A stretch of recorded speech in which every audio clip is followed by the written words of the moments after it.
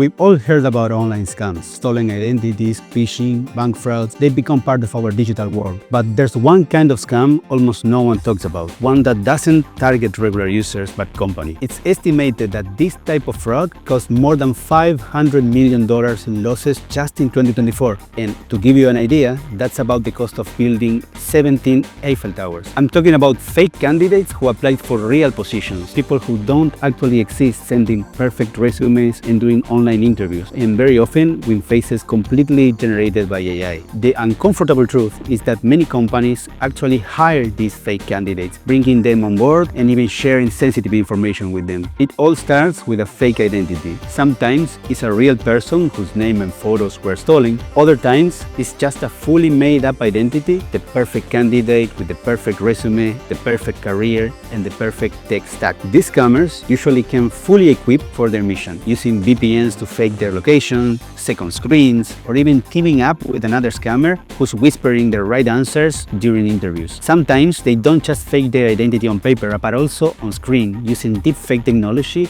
to become someone else entirely. According to a report from Resume Genius, 17% of recruiters say they've already spotted at least one deepfake candidate in the last months. And what's even more concerning is that some of these scammers aren't just looking to get a paycheck. In 2024, the US Department of Justice found that more than 300 companies have unknowingly hired workers linked to the North Korean government. These workers used fake identities to funnel money into illegal operations. This type of fraud has a name, synthetic identity fraud, and it's growing by 47% every year, according to Gartner. In other words, remote work opened a huge opportunity, but also a door many didn't see coming. The mix of globalization, AI, and digital trust is rewriting the rules of employment. And if we don't learn to spot the signs, we may end up hiring shadows. Have you ever seen something like this? Maybe you had to deal with one of these scammers in the past, or you know someone who has. If you ever experienced anything similar, share it in the comments. I would really love to read your stories. I'm Rodrigo Cardoso, a computer engineer, and since founding my first company back in 2009,